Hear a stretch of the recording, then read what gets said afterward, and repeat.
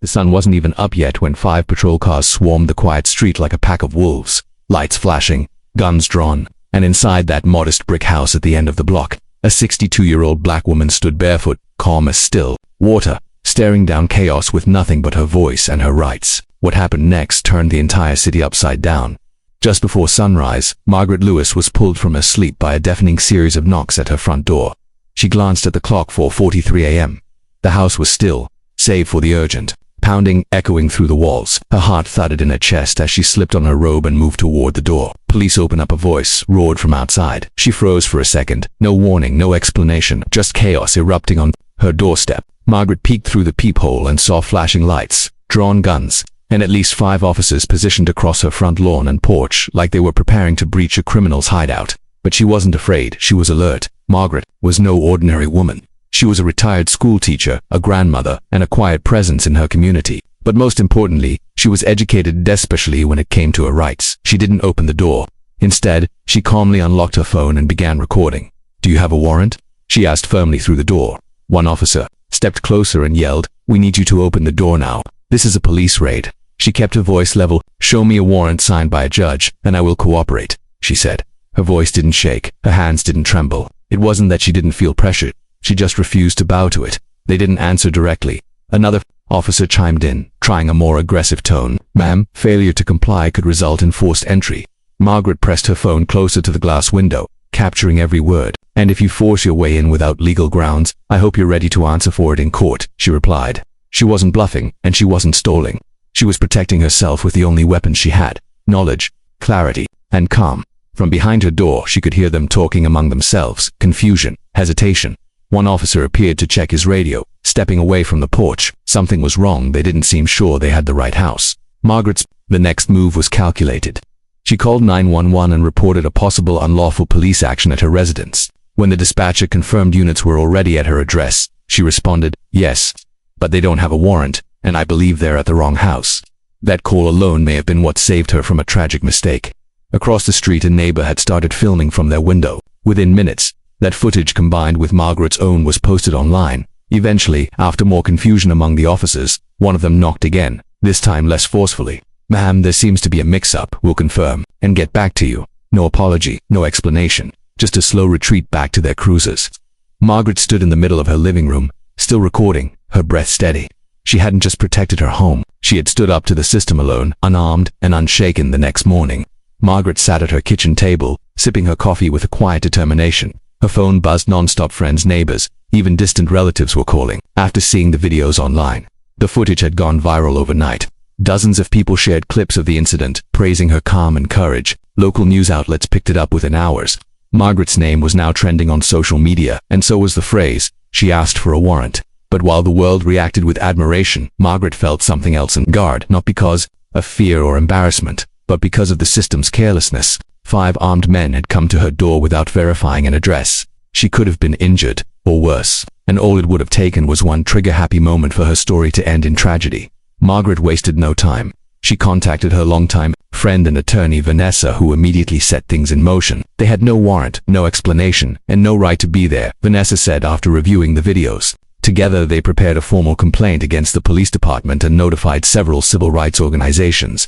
Margaret wasn't interested in personal revenge. She wanted accountability. "They didn't just scare me," she told Vanessa. "They set a dangerous example. What if I had been someone younger, someone who didn't know their rights?" That question lingered in her mind all day. By afternoon, local reporters stood outside her gate, microphones in hand, asking for statements. Margaret stepped outside and, with cameras pointed at her, spoke with the same clarity she had shown the night before. "I'm not here to demonize all officers, but what happened at my door was wrong, reckless and unacceptable," she said. "If I hadn't stood firm, they would have broken down my door. If I had panicked, I might not be standing here today." Her words hit hard. The clip aired that evening, stirring debate throughout the city. People from all walks of life began talking about the abuse of no-knock entries, wrongful raids, and the growing need for de-escalation training. The police department, caught in a whirlwind of public criticism, issued a vague statement blaming a clerical error for the raid on the wrong address. They refused to identify the officers involved or provide full details, but it was too late to hide. Margaret had started a fire they couldn't smother. Civil rights groups joined in, demanding answers and policy changes.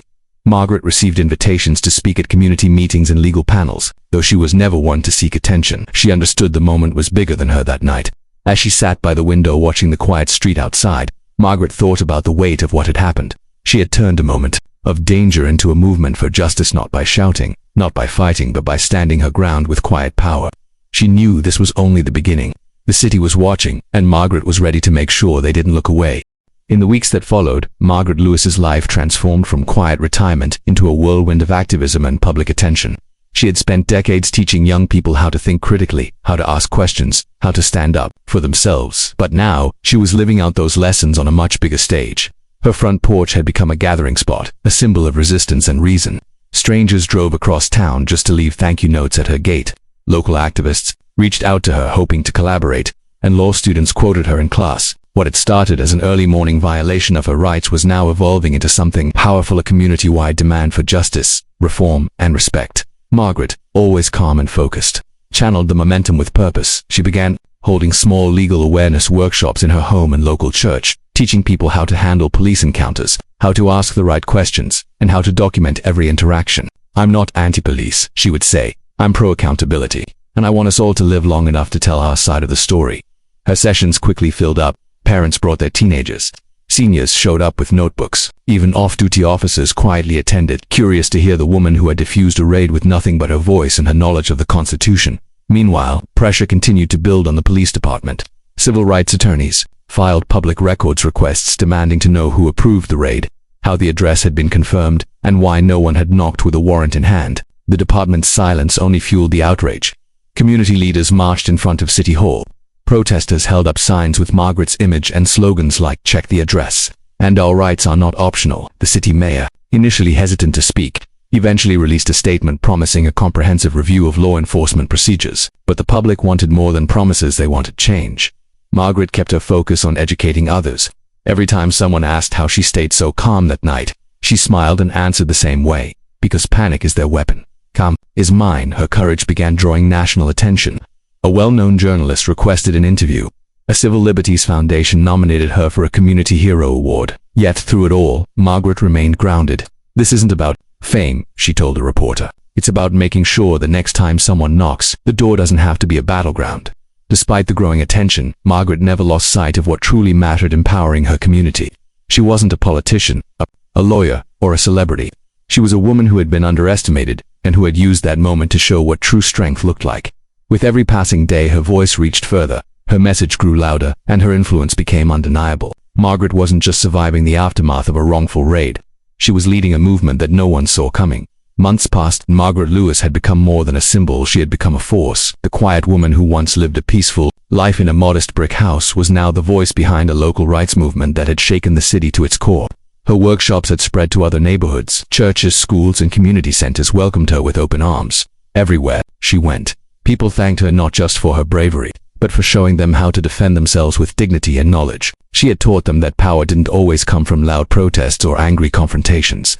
Sometimes, it came from standing still and saying, "No, not like this." Meanwhile, the lawsuit Margaret filed against the police department continued.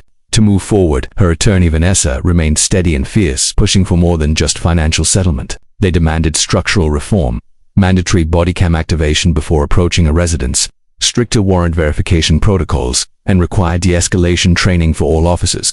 At first, city officials tried to offer quiet compensation in exchange for dropping the case, but Margaret refused. "This isn't about money," she told them. "This is about making sure no one else has to face what I did," with a pounding heart and a door between them and a disaster.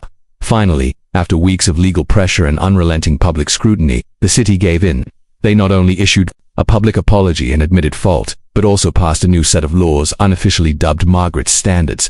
These new policies fundamentally changed how raids and home visits were conducted in the city. Officers now had to double confirm addresses using multiple systems, record every step of their approach, and offer full verbal explanation before knocking. The policies were even used as a model by nearby towns. What began as a personal stand had become a blueprint for reform. On the anniversary of the raid, the city held a public event at the community park to honor her.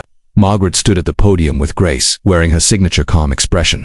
"I didn't ask for this moment," she began, "but when it came to my door, I met it head on, not with anger, but with truth, not with fear, but with clarity.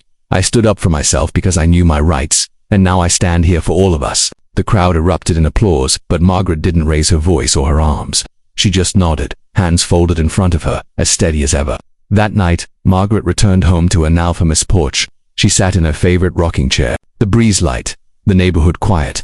In the darkness, she reflected not on the night of the raid, but on the light that followed it. What was meant to scare her into silence had, instead, sparked a movement rooted in education, justice, and unshakable worth. She smiled to herself, knowing she had changed not just the rules but the hearts of the people. And with that, Margaret finally exhaled, at peace. If this story moved you, don't forget to like, share, and leave your thoughts in the comments. Subscribe to The Black Struggle for more powerful stories that deserve to be heard.